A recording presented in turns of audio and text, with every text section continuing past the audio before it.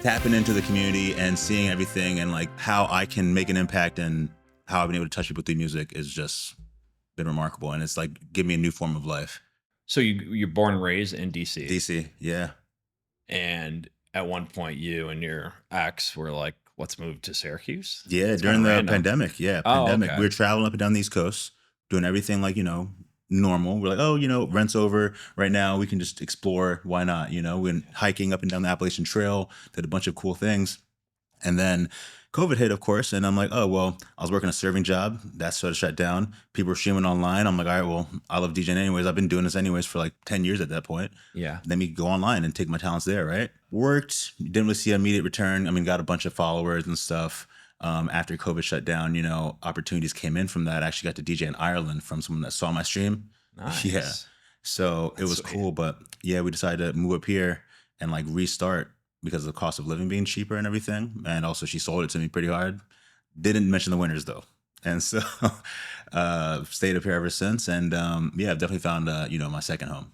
Nice. Yeah. So, I'm sorry things didn't work out with your ex. Oh, no. But I think that was for a reason, bro. was it pretty soon after you moved up? No, I was probably here for about like 3-4 years. Okay. Yeah. And then it didn't work out and you're like, I got to figure something out here because you wanted to stay, clearly. Yeah. I mean, I have too many ties here. I moved my business from DC to Central New York, Yeah. And then started getting this, bill of business and then realized, dude, like, I'm not going to leave here. I'm like, why? Like, why did I just leave here? Because one thing happened. My philosophy is this, right? People always say like life is, doors closing, like it's some house or some hallway. Life is a maze, dude. You get to a broken end and you just turn around and keep going about the path because you can't see above. You know what I mean? I'm not trying to be religious or anything, but you have to just have that faith. And so by doing that, I just retooled myself, re-envisioned, where I was going to be at and retailored my plan. And I mean, it's been working pretty well, giving back to the people that gave back to me, which is the community of Central New York, honestly. I feel like a lot of times when a significant event happens, in the moment you're like, this sucks. No. And you're like, how am I going to get through it? Whatever it may be. But then you're on the other side and you're like, oh, in hindsight, actually, that was probably a good thing. I don't know if it was a good thing for you, but it ends up working out, right? It just pushes you in the right direction. You end up, meeting new people, finding new things. And you end up in hindsight being like, wow, I'm actually, kind of glad that happened. Mm-hmm. So, I mean, obviously it seems to have been working out. When did you start playing pickleball? Was that was that in DC or was that up here? No, I started playing up here. Okay. Been about like over a year. I've been playing just about now. Nice. And I was like, walked by a few times. I didn't think it was anything that cool. I was like, whatever. It's not for me. I played soccer in my life, working out, lifting, all that stuff, whatever. And then I hurt my wrist one day at the gym. Started playing with like some old lady Ellis or whatever. And I was like, oh, okay, she just smoked me right now. Like, yeah, that'll happen. Let me humble myself. Took a step back and met so many great people. They taught me how to play. Obviously, I'm, a lot better than that now. But, just within that, it just brought me a closer sense of just like, why I do what I do. Not just because I love being around and helping people, but just connecting and bringing people together that otherwise would not have met, tapping into these communities, whether it's by playing different genres of music that blend people into sound and into new situations, or just, jumping and playing pickleball with an 80-year-old woman who, is having the best time of her life and thanking me for, not letting her be like iced out per se, right? Which is a pickleball term. Being targeted as a weaker player if you don't know pickleball. Well, I feel like just the name pickleball turns people off, especially younger. Yeah. Male. Like, oh, Pause. I'm not. Yeah, it's like, oh, I'm not playing pickleball. It sounds like it's something for old people, and you watch it and you initially don't get it. But like if you watch, pretty good players, you can understand the workout and it's fun. It is. It's so much fun. It's fun to get better at a sport again, at least for me. And, I enjoy playing and it's a great workout. I've actually wore a heart rate monitor playing for like, maybe it was like an hour and a half. Mm-hmm. And then I wore it playing in an indoor lacrosse. Actually, we had 2 games. So I played 2 games. It was about an hour and a half. Pickleball for an hour and a half.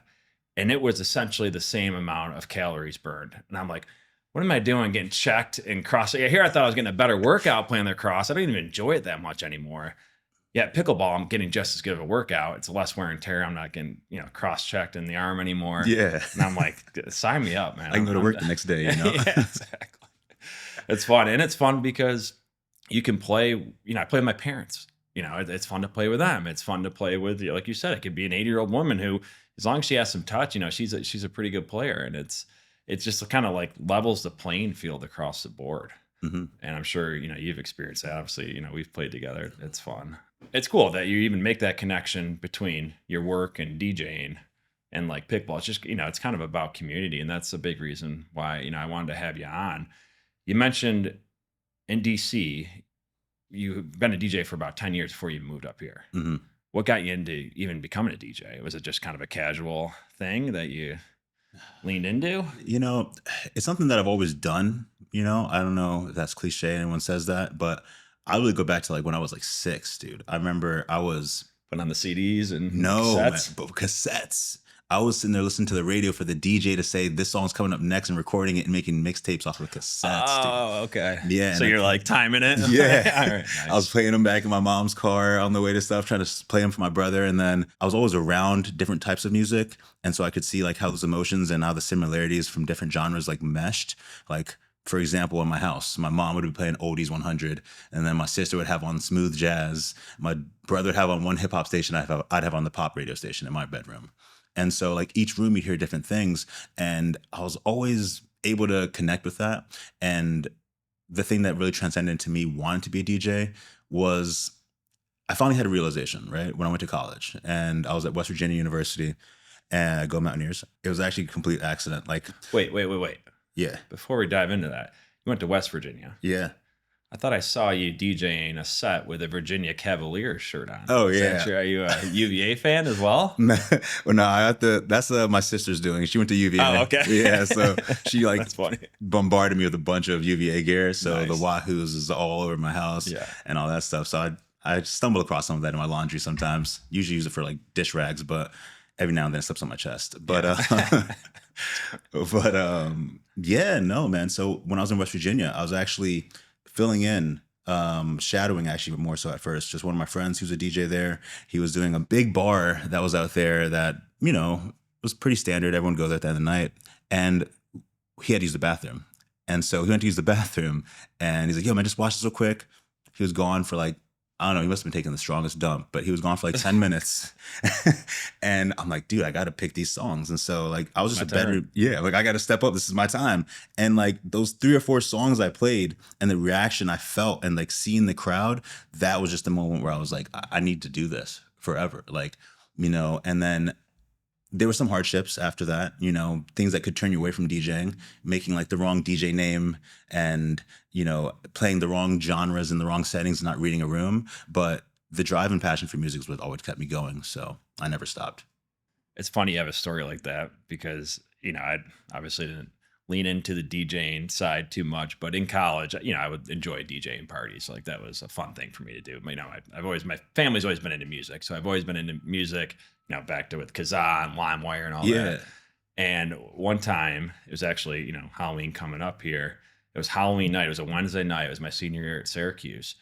And the bar that we'd always go to, Harry's, I think it was like trivia or like karaoke. It was a night that like, you know, didn't have any music there or anything. Yeah.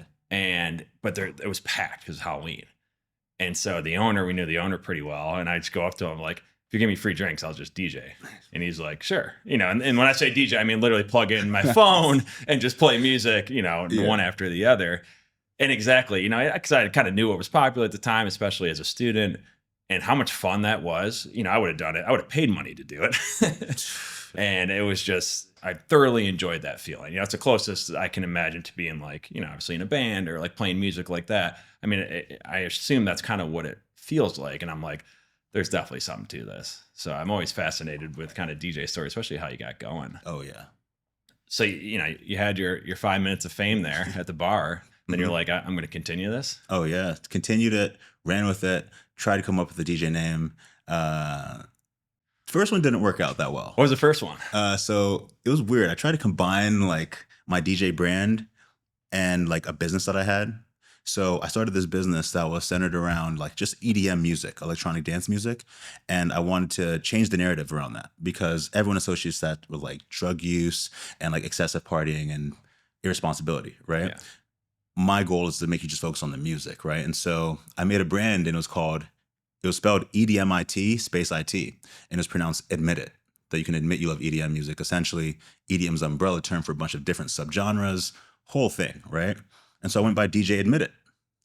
In DC, though, you go to DC and you start playing just EDM music at that time, at least, and you go into maybe some like dive bars or some like other parts that are more rough in Southeast, where they want to hear more of like the trap or like heavy hip hop stuff at the times, not being well received. And so I was booed pretty heavily. Oh man. Yeah. And I was like, all right, this might affect my bookings. And then I'm like, let me try to just throw my own EDM events. And then I started paying money to do these events, paying to DJ at places, which at that time I didn't think was crazy. But that's just how bad I wanted. And then to fast forward a little bit to how I got my current DJ name, you know me as Jasper, of course, but my actual DJ name, as some of these people may know me as, is Lenny MvdHitz. I was working at a restaurant in my hometown, and I'm just sitting there, I played soccer all my life. The guy comes up to me, he's like, yo, Jasper, how you doing, man? I'm doing great. What's new with you? Oh, not much, the same, you still playing soccer? Of course. I was like, yeah, and I DJ now too. I was like, huh, you DJ? And I'm like, yeah. He's like, what's your DJ name? And he said, Lenny MvdHitz, as a joke. And I was like, oh my God. Fact. You know what? I think that's it. And it blends with everything that I do because I'm an open format DJ. And I love, like I mentioned earlier, all styles of music. And I try to bring that through every single one of my sets by bringing you from whether it's Afro beats to country in a way that you can connect now, not just genres, but worlds, because that's what I think the power of music is. Like there's too much drama and too much things happening in this world and too many associations or connotations or things that we just, negative mindsets that we can approach our day to day with, but music can break all of that. And if we use that as a powerful tool that it is, not just scientifically how it's been proven, the world can be a lot better place. That's my mission statement. Like it. Yeah. This episode is brought to you by Renewal by Andersen of Central New York, the #1 window and door company in America. Winter is coming, and there's no better time to upgrade. Their energy-efficient windows keep warm in, the cold out, and your energy bills low. Schedule your free consultation today by clicking the link in the show notes. Talk about the sets that you got booed. The reason I ask, yeah, well, two reasons. One is like, what did that do to your mindset? Were you kind of like, am I even onto something here? Maybe, this isn't for me. What did you have any, I guess, negative thoughts? But I also wonder, specifically for a DJ, right? Mm-hmm. If you're in like a band or you're playing music and you're getting booed, it's got to be like tougher because it's like if you can only play the music you know how to play. Whereas like a DJ, you have a little more flexibility to maybe have a wider range of music you can play to say, okay, let me figure out this crowd. Yeah, this may be not when I would normally play, but an effort's just to get the crowd excited or get them into it. Like, do you pivot in that situation? Yeah, so that's a good question, honestly, Luke. And when it came to that, getting booed, it was probably the best thing to happen to me. Now that I think about it, because a lot of times you can get fixated in this is the genre, this is the style, this is the set I want to play. But if you're not reading a room and you're not trying to bring people together and move people through dance, you miss out on the whole key point. And so my thing was when I got booed that day in Southeast DC at that dive bar, I don't even know if it's still open. It's probably been renamed 3 times now since then. It made me go back and say, EDM music and my goal is not something I need to completely alter because I want to bring people to that, whether it's, you like dubstep and you like reggae or you like country and you like maybe a more melodic house or whatever the case may be. There's some way I can bring you to that dancing beat or to a subgenre maybe potentially, but also find the similarities through what you already know.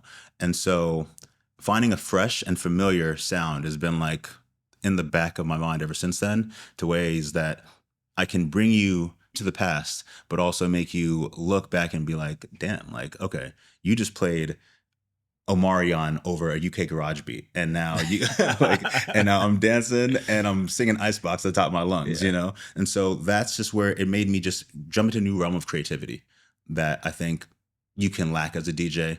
And yeah, it just made me who I am. And that's why I'm Lenny MvdHitz. I got MvdHitz for that reason. That's awesome. Yeah. But definitely overcoming kind of that struggle, it put the pressure on you to, get better, right? If you just went to a bar that was just kind of your friends that were going to cheer anyway, Yeah. right? That wouldn't drive you to continually, tweak and do what you have to do to make better hits or play better music to get the group going. And so it's, it makes sense that you said it's the best thing that's happened to me. It sort of goes back to like how we talked about pickleball and how, you can get spiked in the face by Dolores at 80 years old and you think you're the most athletic person, it humbles you and makes you realize that, there's a lot more to this, Yeah. zooms out, which has been my biggest takeaway, I think, in life over the last few years is that we get so hyper focused on things that we don't zoom out and see the full picture all the time. Yeah. And how we can make a bigger impact. I mean, it's never good to get satisfied no matter what you're doing. Yeah. Right. If you think you have it figured out, then that's probably the worst place to be in. 100%. Because if you're not moving forward, you're moving backwards, right? And nothing will drive you to move forward like getting humbled. You moved to Syracuse. How has the scene changed, right? How did it change from being down in DC to being in upstate New York? Both, I guess, kind of Northeast, but I assume it's a little different. Talk about just you as a DJ and, kind of switching, your location and switching what you had to do to be successful. Yeah, so definitely I'll say the biggest thing is the pace is definitely a lot different here. Come from DC, I like to compare it to, it's obviously a major city, a huge metropolitan city. A lot of people come from all around the world. So, I actually played music from, I play everything, as I mentioned, but, Latin music to like different styles of African music. And then coming to Syracuse, I felt more like it was condensed and isolated. But coming here, what I've noticed the most, definitely not in terms of the difference of opportunity, because there's not as many venues per se, but it's weird. It's a double-edged sword because there's less opportunities, but there's more opportunity because it's an emerging market in my eyes because they have a great community, as we've touched on, from the people wanting to do things from like trunk or treat things from the YMCA and, me doing these events to help with kids, and their parents interact and create new memories. And DC has that in its pockets, but it's so more condensed on nightlife and a faster pace that you don't really get that deeper, more intimate vibe that you can sort of tap into here in Central New York. So I'm appreciative of both. The things about DC that I love to bring here is just that cultural diversity and the newer elements while making everyone feel on the same page. And as I've embraced that at some of my events, I've seen a great ripple effect, Yeah. And that makes me the most proud is just being able to bring cultures together through music. Yeah. And it's cool. We've talked about this before on the podcast, but Syracuse is a much smaller city than DC. Most people living in Syracuse are usually from the area. So it's more of a community. And, we talked about that before. So it's interesting how you say like, you're DJing a club in DC and it's like people from all over the world, right? Certain vibe as opposed to like almost like a family vibe sometimes in upstate New York because, it's just a smaller community. And so it's weird. It's interesting how it kind of affects, your sets in a way. And it's cool that you say it's like an opportunity. You can probably help shape, what the scene is here in upstate New York because, I mean, obviously there's been DJs here for a while, but it's been changing so much.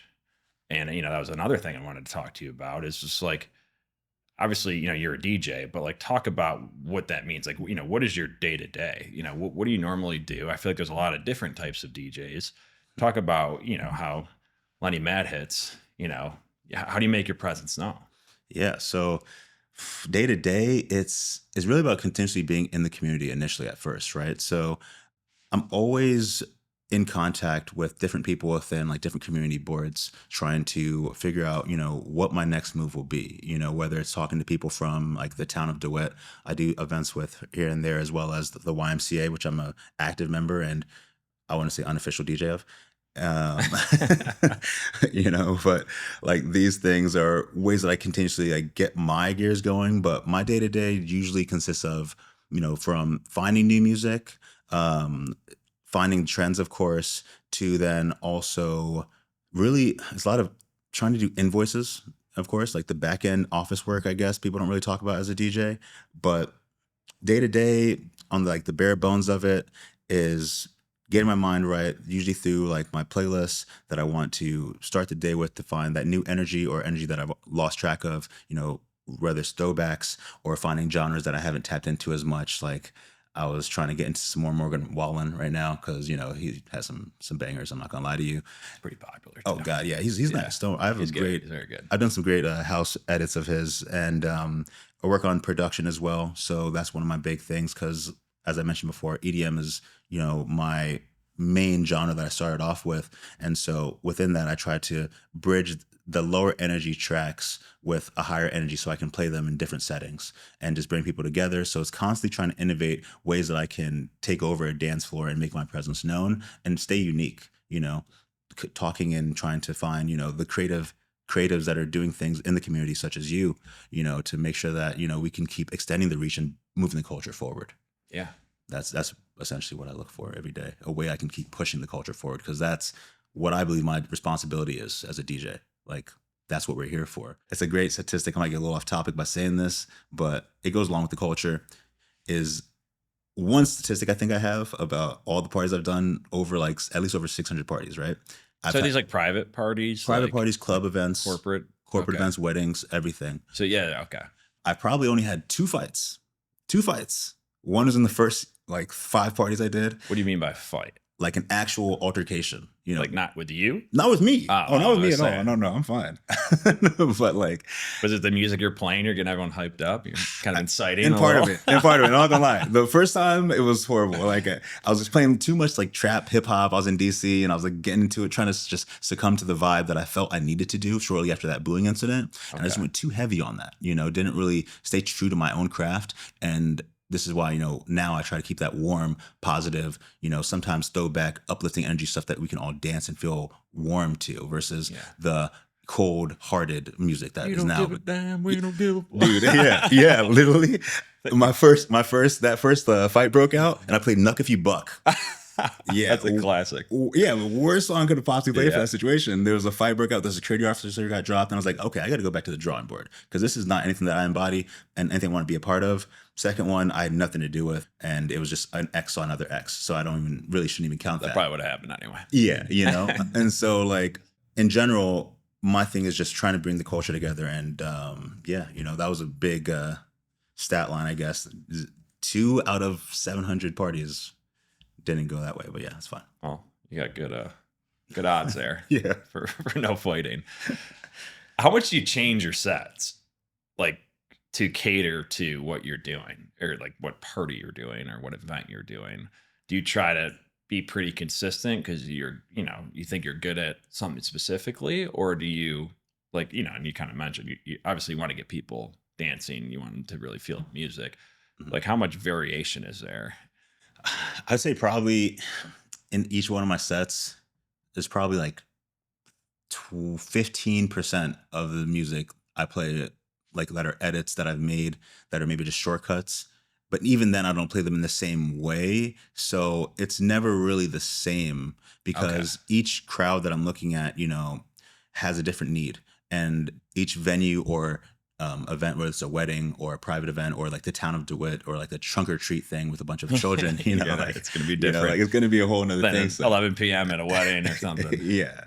So it's always constantly tailored, because you can't really prepare fully for those type of things. I was just going to say, how much do you prepare? Right. You're kind of more just reading, you have an idea how you're going to start maybe, right? And then from there you kind of read it a little bit, or? I think I do, but you never really do. So I actually was talking to my friend about this as I was preparing for a set this past weekend, and say it's a 3-hour event and I'm making a crate or a playlist basically for that.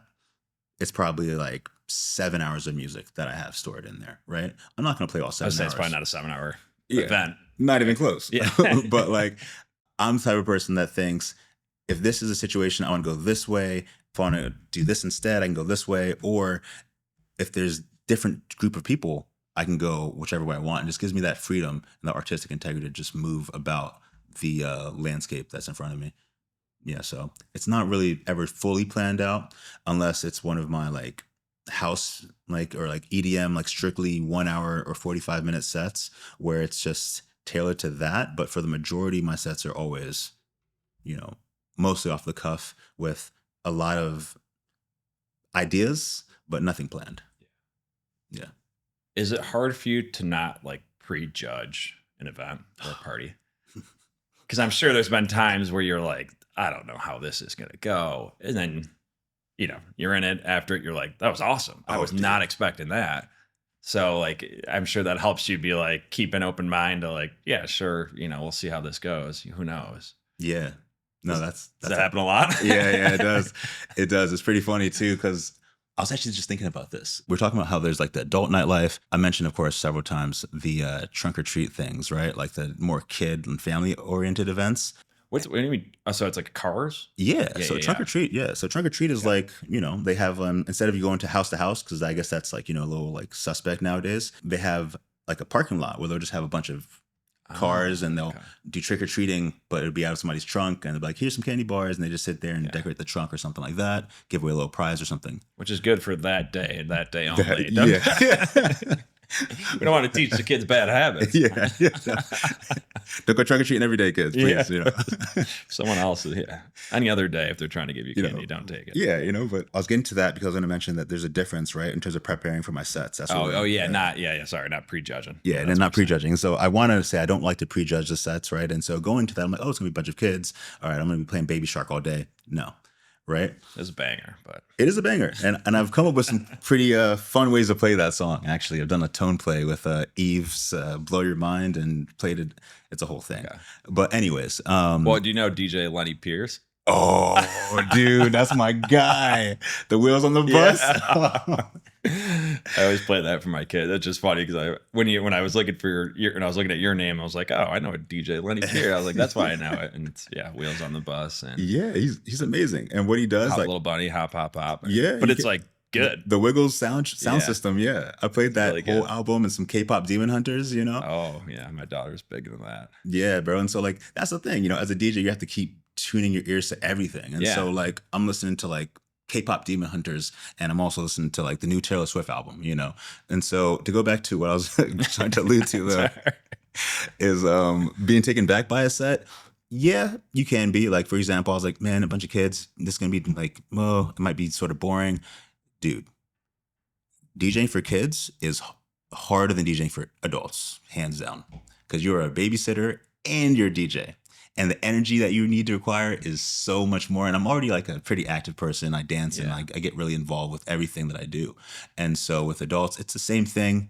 But with kids, it's like a whole nother like sensory experience and just like getting them involved and interacting on the mic. And I love it so much. Almost to the point where I was like, I think I love this more than doing like regular adult parties because kids are just hilarious and they have nonstop energy. But like you're pretty drained after that, like 4 hours. I'm sure. Yeah. I mean, just with kids in any regard, you're drained after a few hours.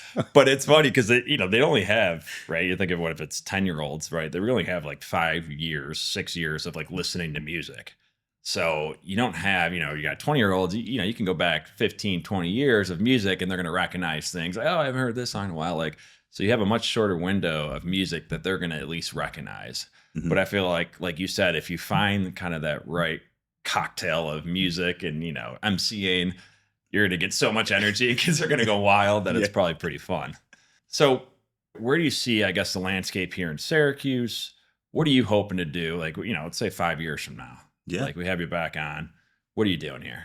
So my thing is to really blend and bring the culture and wellness element and try to take the depletion that people feel from nightlife and make it more of a recharging element. A few projects that I'm working on with some people and some developers here is trying to do a concept that I've seen a lot in DC where it's more of like a sober dance party and you bring people to, have that recharging element that we're missing in our day-to-day and still keeping that community together. And it can still be like a family-friendly event, keep building communities and building the strength and the wellness that we need, because going out every night or going out twice a week and thinking that this is your escape isn't what it should be. It should be a recharge, And I take those 2 nights as like such a great responsibility because people work 5 days out the week, some 6, 7, and look forward to just those 2 days. We need not be prisoners of that anymore, Yeah, that's very interesting. I mean, I could see like a challenge, because I mentioned the lubricant of, alcohol and who knows what else probably makes it easier for a DJ, right? And, I just think of most adults, right? They have a few cocktails. they're more likely to maybe get on the dance floor. Yeah, I mean, who, I enjoy having a few beers, but how many times you wake up the next day, you're like, dang it, yeah, your next day's shy, or you don't feel good. It's like having that in mind as a DJ of like, all right, how do we form things where like people are going to come, they're going to leave like they had a great time, and it's going to recharge them, right? Then they're not just paying for it the next day. Yeah. Talk about that more. Like, how is this an event that events you're trying to do? Or is this just kind of a whole mindset shift? Like, I'm trying to understand it a little more of like what's the ideal there? Yeah. So it's more so about setting up like an event, but I mean, it's a mindset that I already embody based off of everything that I preach and I have been preaching over the last several years. If you follow me on social media, Lenny MvdHitz, and and it's really about that in general. Cause I'm a vegan. And so, health and wellness has always been something that I've tried to study and take as deep as possible. Don't push it on anybody. I'm not one of those forceful vegans, but when it comes to just making the whole full embodiment of who I am and what I want to leave as my lasting footprint on the world is I want to just make everyone realize that we can just be 1% better maybe every day, or just try to, take that step, whether it's trying to do that walk and or call that person that you need to talk to, or do a yoga stretch for the first time, or just listen to your favorite song and just, dance how you want. Because another thing that sort of stuck with me, I don't want to go too off topic, I just want to touch this while I'm here, is that when people think of dancing, they think that it has to be choreographed or a certain way, or they worry about how they look. Dancing is your form of expression. When you dance how you want to, no matter how goofy it may look, you'll be surprised and you'll be excited to see how many people that are supposed to be in your tribe are attracted to your vibe, as corny as that may sound, but it's a real thing, and so getting people to get out of the I need to be intoxicated state to be myself is really my ultimate goal, and by doing yoga and by doing, fitness and just building that confidence back into it and bring people together through sound, that's the most powerful and fastest bridge I think that I can imagine. Yeah, that's pretty cool. So you're vegan. Yeah, dude. What's your number one vegan meal right now? Oh, number one vegan meal. I don't know, man. I've been on some Korean barbecue, tofu. Yeah. What do you barbecue? I like Korean barbecue too, but I don't know what it was. I didn't know it was vegan. Man, they have vegan steak now. Vegan steak. Yeah, it's made out of mushrooms. Interesting. It is pretty interesting. Like portobello mushrooms? I think it's like a lion's mane. Lion's mane. I like lion's mane mushrooms. Yeah, it's really good. Interesting. Very cool. Well, I love your approach.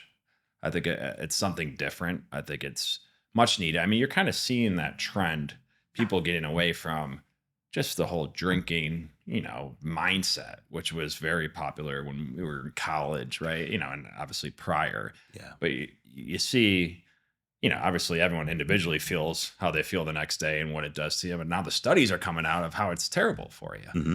So anyway, I understand people enjoy it, and I'm not saying anyone shouldn't do anything, but at the end of the day, I think people like to feel good, and if you find more ways to help them feel good, then you're doing something right.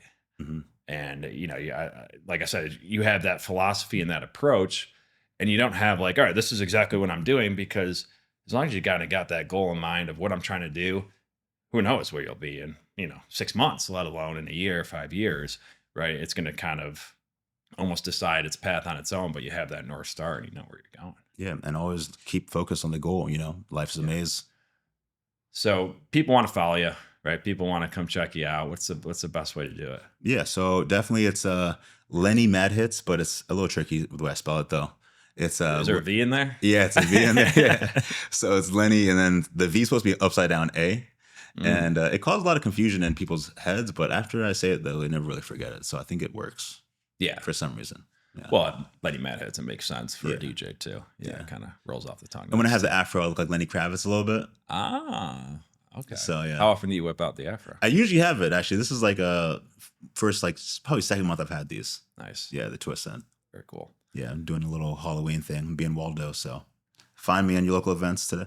Like, where's Waldo? Where's Waldo? Yeah, nice. He's actually Wally, if you didn't know that. In England. Interesting. Went down a whole rabbit hole. I'm sorry about that. Yeah.